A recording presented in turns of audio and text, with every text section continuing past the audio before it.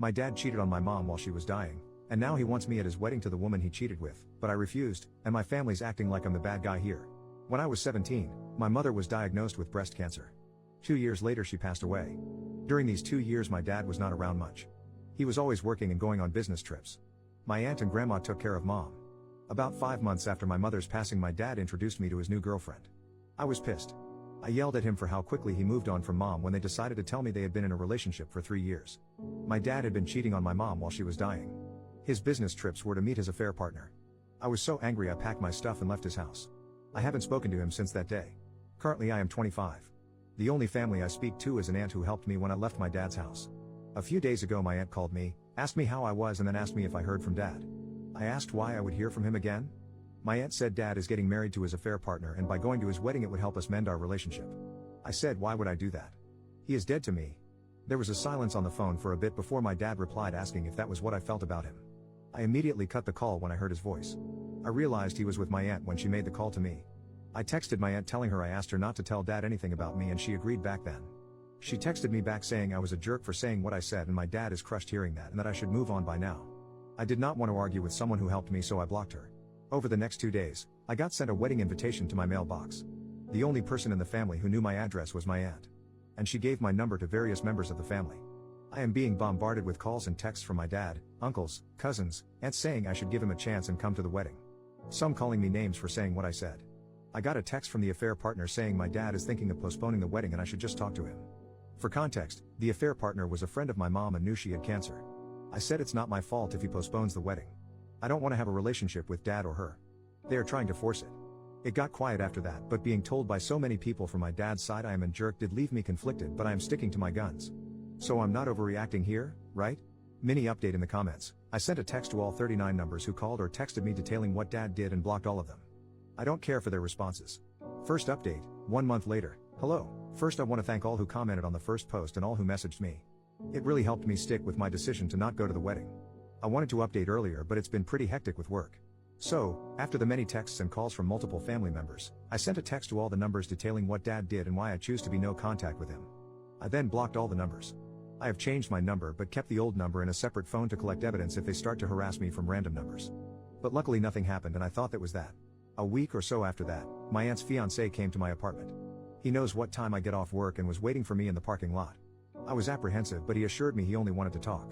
And according to him the text I sent has caused a shitstorm in that family. He told me that some of the cousins who did not know what happened in the past started to question my dad and his affair partner and they started to get defensive and deny it, but someone revealed that it was true. This has caused a massive argument within the family with some cousins pulling out of the wedding. Dad wanted to postpone the wedding so he can talk to me but the affair partner threatened to leave him if he did that. The news of what dad and affair partner did also reached some of their friends who were at one point friends of my mom as well. Some of them has also pulled out of the wedding and this caused the affair partner to have a breakdown and started banning anyone who brings it up, family members included from the wedding.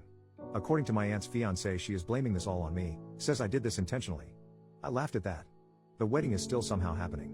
I asked him about my aunt and how all this started and he said all he knows is that there was a conversation of how bad the family would look if I wasn't at the wedding and that my aunt offered to call me. He said that he disagreed but she did it anyway. He said that he is only here because he felt I needed to know what happened. I thanked him but said I will be going completely no contact with her and by extension him as well. He agreed, wished me well and left. I am not going to lie and say I am completely okay. I miss my aunt. I miss my mom. But I know what I did was the right thing. I am currently staying with my girlfriend and she has been cheering me up by coming up with absurd ways to ruin the wedding. As a lot of you said, I should try therapy and I am going to take that advice. Some of the comments has made me realize that I have bottled up a lot of grief and anger. I am super nervous about it but I also feel it'll do me good. So, once again, thank you for all your comments and advice. Ciao.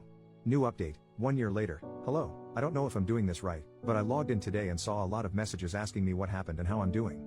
I wasn't sure if I should write this or if anyone would even see it, but here it goes. For everyone asking what happened at the wedding, I don't know much.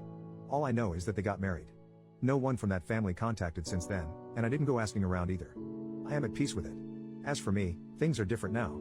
First, I want to thank everyone who reached out and asked how I've been holding up. Your kindness means more than I can put into words. I'm getting better, slowly though the journey hasn't been easy.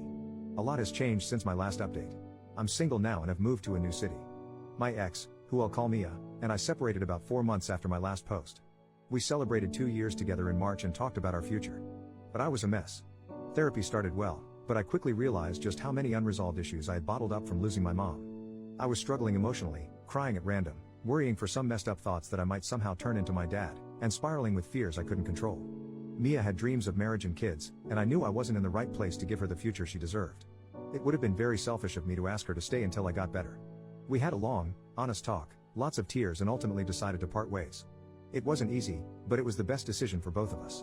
Mia and I still cared for each other deeply, and she, along with my friends, checked on me every day after the breakup.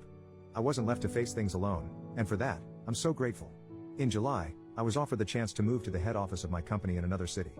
After discussing it with my therapist, I decided it would be a good opportunity to change my surroundings and start fresh. In September, I made the move. My best friend used 25 days of his 30-day holiday to help me pack, move, and settle in. I can't overstate how much that meant to me. I have incredible friends. Since then, I've been taking things one day at a time. The new office has been amazing. Everyone was so welcoming, which was a big relief since I've been anxious about starting over somewhere new. I now attend online therapy sessions twice a week and grief counseling in person here. It's been helping a lot. I'm in a much better headspace than I was before, though I still don't feel ready to date again. For now, I'm focusing on my career and on continuing to heal. Once again, thank you to everyone who has supported me, whether through messages or just by caring enough to check in. It means the world. Ciao.